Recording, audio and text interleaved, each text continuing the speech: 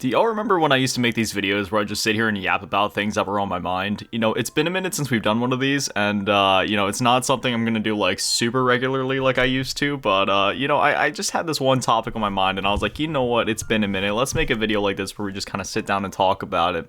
And the thing on my mind today is, man, I miss 2013. Now, I miss a lot of years from my life, right? Like, everything from the beginning of my life in the early 2000s through, like, I don't know, I mean, just that whole period in the 2000s. I mean, you know, I always say how the 2000s is like my favorite era ever. You know, like the 80s was, obviously I wasn't alive for the 80s or really the 90s or anything, but it's just like, you know, like those eras are cool in like history, especially when it comes, I mean, you know, obviously in different cultures it's a bit different, so I'm more talking in American culture. If you're from like a different country, it may look completely different for you. You know, when I think of the 80s, I think of you know, snorted powder snow, disco, you know, action movies like The Terminator and Commando and Predator, etc.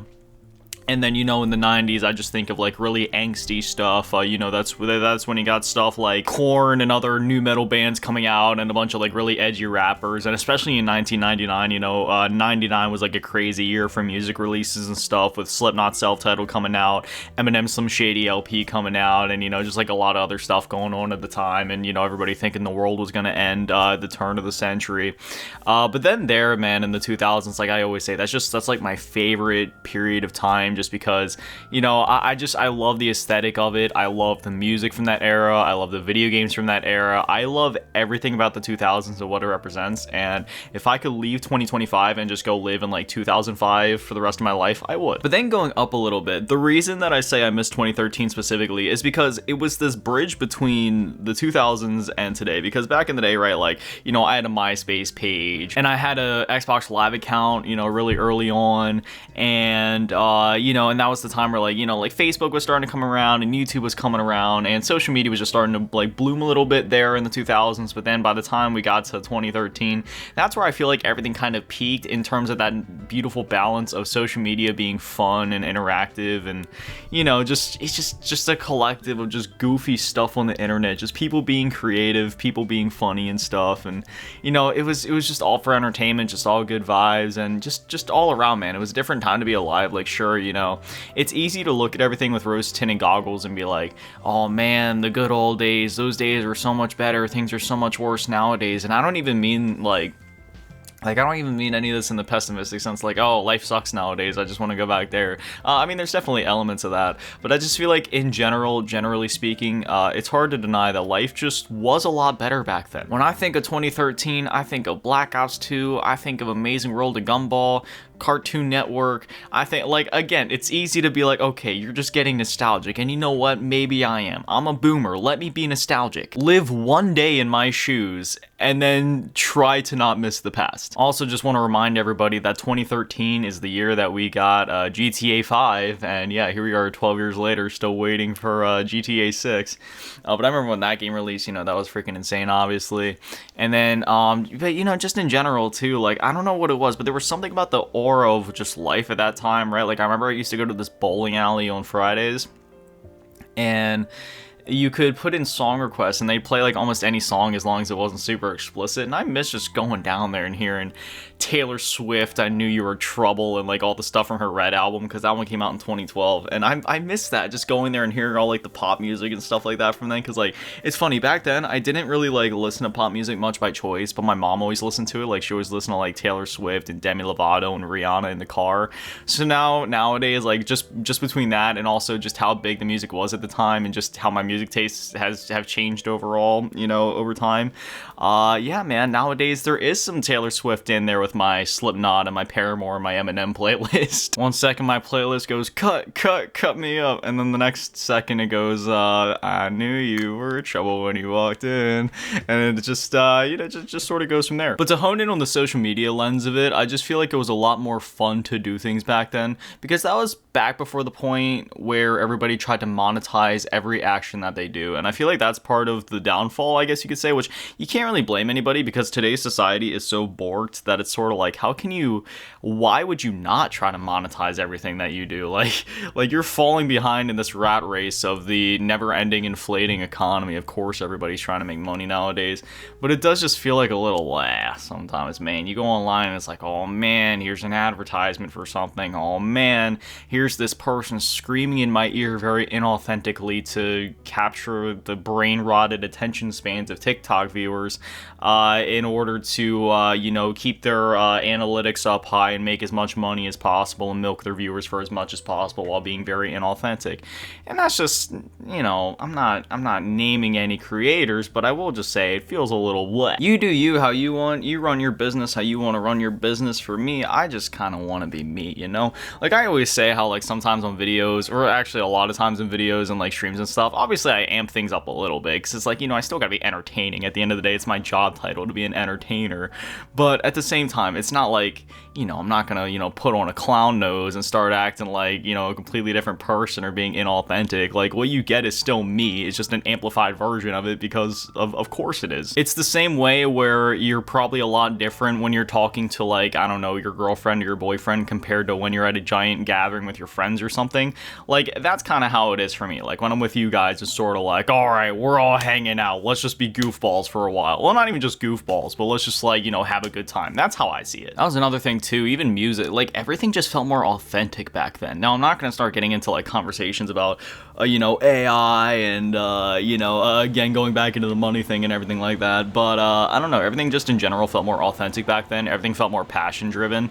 It was like passion first, business second. But nowadays, like it's very obviously flipped. And, but no, back then, like, nowadays you have all these, this has been a problem for years, but it's getting worse lately, man. You have all these terrible musicians on TikTok and, other stuff where they just lie about everything they've been through. It's like these scrawny white kids from the suburbs talking about that gang life, and I'm like, what are you on about, buddy? The most struggle you've ever been through is not being able to afford your Cheetos at lunch in 8th grade. What do you mean? I'm not saying that white kids from the suburbs, don't go through bad stuff or anything, but I'm just saying, like, come on, man. Like, well, what are we talking about here? If you want specific examples, I'm talking about I'm not talking about the ones that say that they're sad or something. Like, if you're sad, whatever, make music about it. That's normal. But, like, I'm talking about the ones where they're like, yeah, I pull up with my squad with the Glock, bang, bang, yeah, pop your top. And I'm like, who are you? And then in the video game scene even, man, video games, I'm not saying they were better back then, but I'm saying that the approach to them was definitely better, I would say, when it comes to the multiplayer scene, at least, man, because every game nowadays needs to be a live service. Oh man, we need to put out another game to meet our publisher's fiscal revenue goal for this year and hopefully exceed it so we don't all get fired. Like, it's just a wasteland when it comes to that stuff right now, man. Live service games coming out and getting shut down within the same week. It's just, I don't know, it's crazy. And then, like, I don't, obviously there was games that flopped back then, or multiplayer games that flopped back then, but nowadays, man, it's just like, oh man, here's another multiplayer game, here's another battle pass. You guys ready for the next season? I know this probably sounds pretty hypocritical coming from the guy that mainly covers Call of Duty content because they've shifted to a live service, but I don't know, the way they handle it just isn't like other live service games, because other live service games, it just feels like you're a hamster on a wheel, and obviously with that analogy, the wheel never ends. But with Call of Duty, it's very like, it's not like that. It's basically just they adapted their old formula, but to the new games. Obviously, there's like a lot of limited time optional cosmetics, but again, they're just that, optional cosmetics and battle passes and stuff.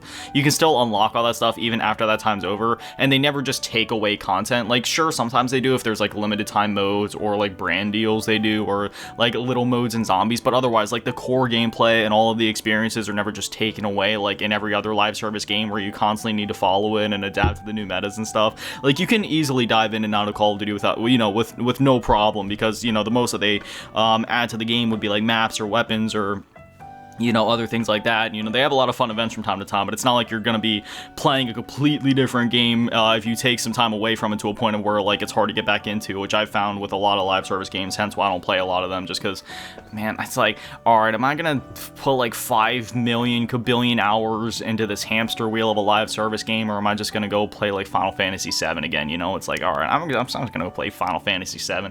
I don't even have the brain capacity to keep up with all of this. And then that also gets into another conversation where gaming just felt more fun back then. And I don't mean fun in the sense of like, oh, you know, things have changed or anything with like my enjoyment of video games, because that's not the case. If anything, I love and appreciate and enjoy video games more now than I continuously. That graph just goes up and up just because life never gets any easier and video games are always there for me through everything. So I just, you know, appreciate them more and more on a daily basis just because of how much they get me through.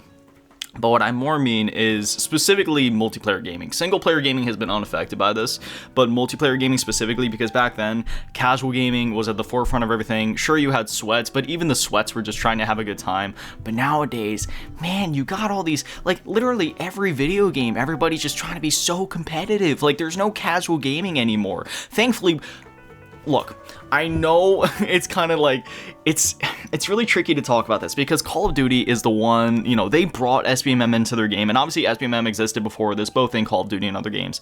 But man, MW19 ramped up that SBMM. But what I am going to say is, like, thank you, Black Ops 7, for being one of the few games on the market that is going to advocate for casual gaming again, or at least more laid-back gaming experiences that aren't so cutthroat and, like, you know, because, like, if you played the Black Ops 7 beta, it feels like Black Ops 2 again. Now, I'm not talking necessarily about the gameplay, which to a certain extent it kind of does because it's like similar, you know, time period and everything, but I more just mean the minute-to-minute gameplay of like no skill-based matchmaking.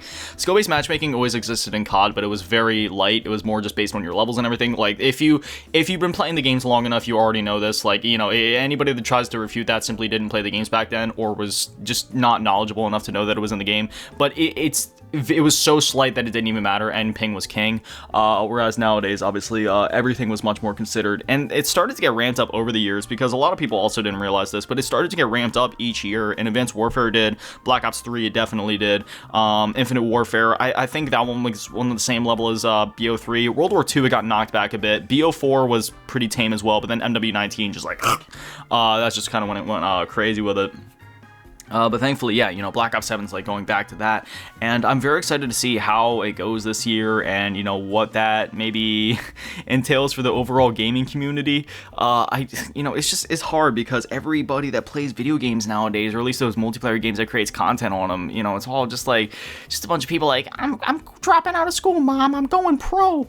And then, you know, you get all these like cringe TikTok clips, and I just feel like every time I play a multiplayer game nowadays, it's not like it was back then, man. You don't just hear like a bunch of white dudes laughing at the stupidest garbage, making, you know, insanely insensitive jokes, because if they do, they'll get comms banned on basically every single game.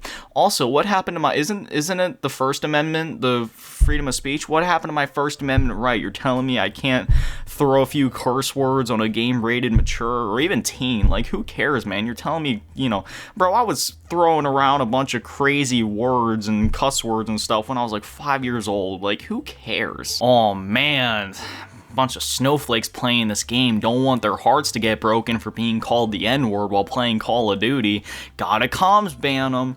Like, I'm not throwing shade at Call of Duty, because this isn't just a Call of Duty thing, it's a widespread gaming thing, but it's like, come on, man, who really cares? Like, who cares if there's some pasty white dude throwing around the N-word on Black Ops 7 at 1:03 in the morning? Like, who even cares? In 2026 and beyond, you know what I want? I want to go into every single game, like, you know, like Gears of War Reloaded, Black Ops 7, GTA 6, and I want it to be like 2013 again.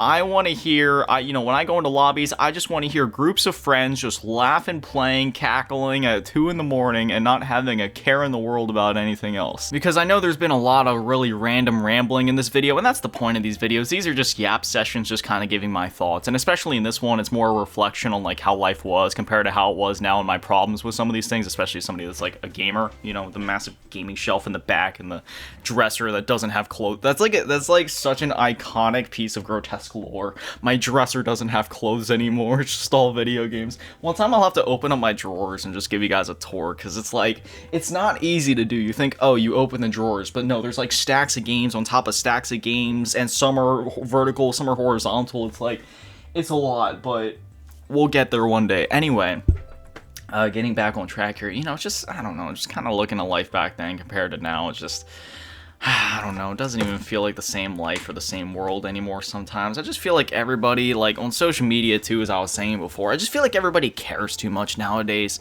You know, I made a video the other day called IDGAF anymore, and, you know, I still stand by that. I really don't. I've just hit this point in my life where I don't care anymore, man.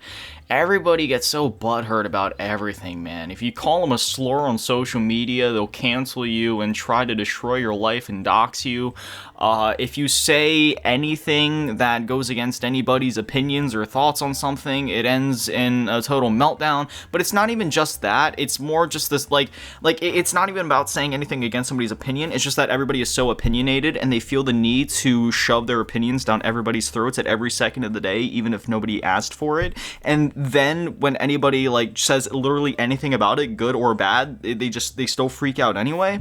And I feel like too many people have been given keyboards and technology. I don't know. I go on social media and I start to question if maybe we should require mental sanity checks or maturity checks, or just, I don't know, basic human decency checks before going on social media. Because, man, I go on social media nowadays and I'm like, oh wow, yeah, these people are brain dead. Like, every time I go on social media now and I just see everybody so angry, I think of that South Park meme where he's like sitting there with the keyboard and the mouse, except there's like slobber coming out of their mouth, and there's probably like dookie and pee in their pants, and they're just like sitting there with like one hand on the keyboard, one on the mouse, but like they're both covered in thick Cheeto dust, so every time they push down, you can hear like the Cheetos crunching down, and then they like reach over with their hands, but every time they reach over, there's so much Cheeto dust that it like falls off their fingers and falls onto their lap. Then they grab more Cheetos and go like, and then they eat like that. And then every time that they drink, they grab the Coke, and they don't, like, since their hands are so Cheeto covered, they can't even open it right, so they have to like use their teeth and go like, and then they just start like lugging down like their Mountain Dew or whatever, and then they just like slosh it back down, and every time that they slosh back into their chair, it makes like an earthquake sound, and there's like dust that flies off of it because like they haven't gotten out of their chair for so long that it's like completely dusted over at this point. And their eyes have completely changed structure, and they don't perceive information in the same way anymore, because they've been looking at lines of text on a screen on Threads and Twitter for so long, and, you know, Reddit threads and etc., that their brains don't see the world the same anymore. When they look away from the screens, all they see is lines of text and opinions just going up and down, and they're already thinking of the next way to calculate what they're going to say and try to destroy somebody in this meaningless internet debate that nobody's going to remember 30 seconds from now because of everybody's terrible TikTok attention spans. And yeah, that's just kind of how I perceive a lot of people on the internet. Is it how I perceive everybody on the internet?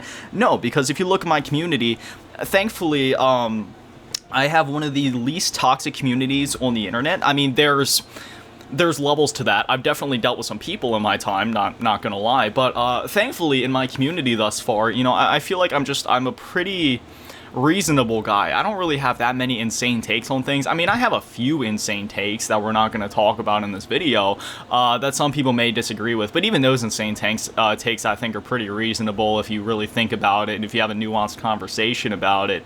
But so yeah, with all that being said, you know, I'm also not afraid to speak my mind, and generally that tends to drive away a lot of the snowflakes that just can't handle hearing the truth about things, or, you know, whatever, don't want to hear the truth or whatever it is, or just stuck in their own little echo chamber that they have going on there. So yeah, you know, getting back to the point here, thankfully, you know, we have a pretty good community here, and I feel like everybody could probably relate to or understand a lot of things that I'm saying in this video, just because, man, between social media, between gaming, between just life as a whole and the vibes of everything, even if you were like an adult dealing with life back then, I feel like we can all agree that yes, life was better back then in a myriad of ways, and refuting that would just be a little silly. And I don't just mean on a person-to-person basis, I just mean the state of the world and the state of society as a whole. Because if you're telling me that life is better now with the state of society, with social media and the way that everything is now compared to back then, I'm sorry, but you might be delusional, you might be tricked, and you might be part of the problem. Just saying. Anyway, and this also extends beyond adults too. This goes to the kids too. If you're telling me that kids are better off nowadays between education and social media and all the things they see online compared to back then, look, man, I saw some crazy things back then. Look, I'm gonna give everybody PTSD real quick. I was in middle school hearing about 2 girls, 1 cup, and 2 kids, 1 sandbox. And yes, I saw the videos, and yes, I'm scarred for life, and yes, I want to throw myself.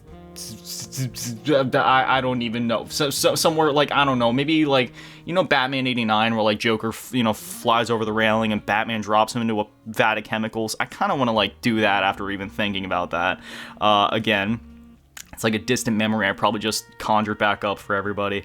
But yeah, you know, so like, where was I going with that? Oh my god. Oh, that's where I was going. Yeah, so even though I saw a lot of heinous stuff like that back then, and there was like a lot of cursed videos, at least there was humor behind it. At least it was funny, and at least it was like not as frequent. Because that's another thing. There's like so many trends nowadays. It's like your brain rots just trying to keep up with all of it.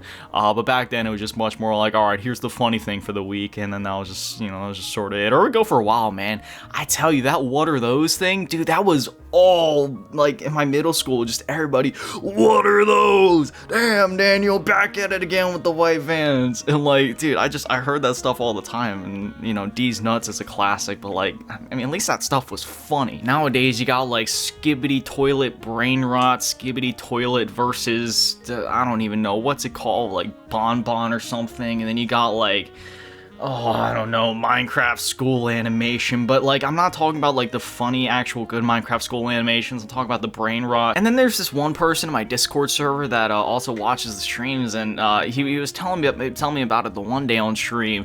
There's like, I don't know, this thing called like John Pork and Tim Cheese, and he was telling me this lore, and I was like, what am I listening to? Like I was like, John Pork, I was like, are we talking about like John Wick? And then he was like, yes, and then I was like, wait, what? And then he went on telling me about it, and then it just became this whole thing, and it led down a rabbit hole of AI generated videos he made, and I was just like, what am I even looking at this point? So yeah, I don't know, I don't understand. Am I getting old? Yes, but like, I don't know, it's one of those things. They say, you know, you're getting old when you don't understand like all this stuff anymore, like all the current trends and whatever, but it's like, you know what? That's fine. I don't even want to understand. I will stay in 2005, and you know, like also, can we just, I'm sorry, one last thing we got to talk about, like back in the day, like, you know, I'd say like, you know, in the mid 2010s, like, I feel like everything from the 2010s up to now, style is so boring. Everybody just wears the same stuff. Like, at least for me, like, look, I'm not no style guru. I never leave my room, so I don't dress up. But look, I got like a Hot Topic looking Pokemon shirt on. I got some Naruto pants, and I got socks with more holes in them than a holy church. You know? So like, style-wise, I'm not, you know, I don't got anything that crazy on, but at least it stands out. But like, man, nowadays it's just like, all right, here's your basic jeans and your basic shirt, and it's all minimalist. You know what I miss? Look, I'm gonna say something a little inflammatory and probably a little controversial.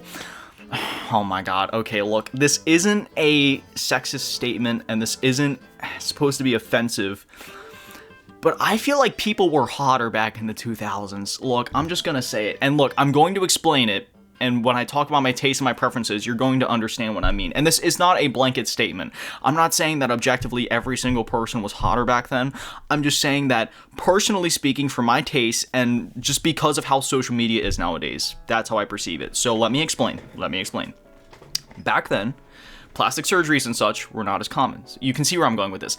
I'm more of a natural guy. Back in the 2000s, yes, you had people that wore makeup, but for me, I'm much more of a natural beauty type of guy.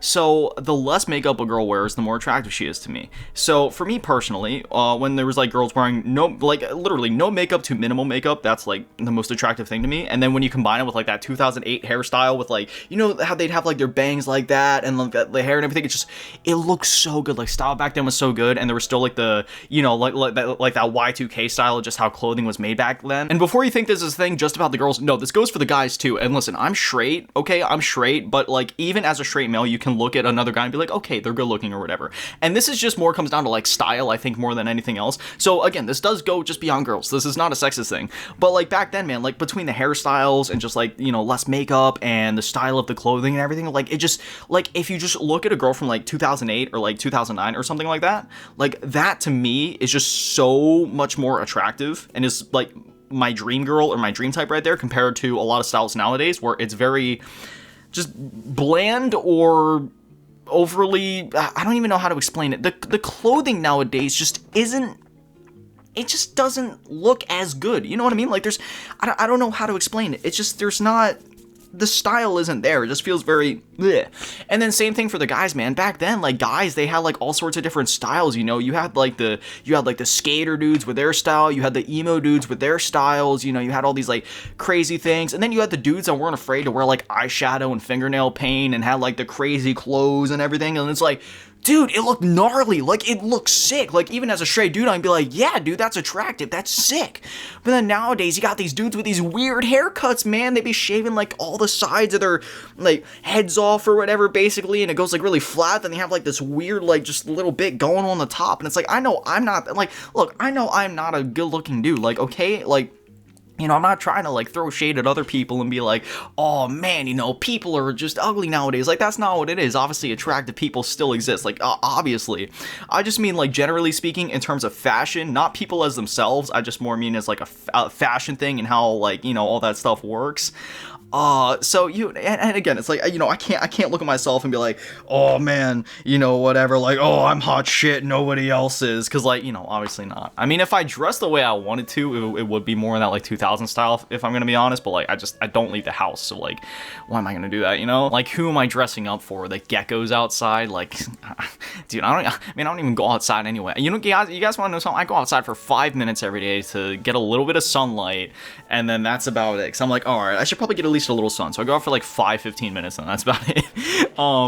But anyway, no, yeah, I mean, like, I'm serious though. All right, boomer tangent over. I've been talking for a minute. I was gonna, you know, stop talking a while ago, but I'll stop now because now I'm getting down this rabbit hole where there's other things I want to talk about. But you know what? I'll stop for everybody else's sake. But anyway, yeah, I miss 2013, but you know, and I know this went off on like a whole other tangent, talk about other things. But if I could pick one time to still live in, I would say it would be 2013, just because as much as like, I mean, I feel like if I really had to choose, I go back to the 2000s, but just for the sake of like social media and YouTube still being relevant, so I could still like, you know, because obviously I'd still want to do like YouTube and other stuff like that. So like just at a point where like YouTube was still relevant enough and social media was still relevant enough, and you know, just gaming in general, like Black Ops 2, since that's my favorite COD, then yeah, 2013.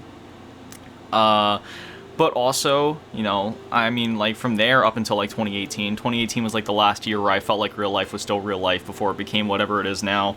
2019 still to a certain extent, but I feel like 2019 was the build-up to just when the world, whatever it is now. So anyway, yep, alright, yep, boomer tangent over. Yep, that's about it. So, yeah. That's about it. Alright, anyway, as always, massive shout out to the patrons, and remember to get all in the low ball tier, and even show them the last games, and even show them the run of a little cheese roll and script. Thank you guys so much to the Little Legends. I love you. Dude, I don't know, I just blazed that outro. I was like, dude, sometimes I'm not gonna lie, that outro, like, I never really mess it up, but it is a bit of a tongue twister, so sometimes I'm just like, alright, you know what, the words are on screen, you know what I'm saying at this point, I've done it a million times. I love you all. Base.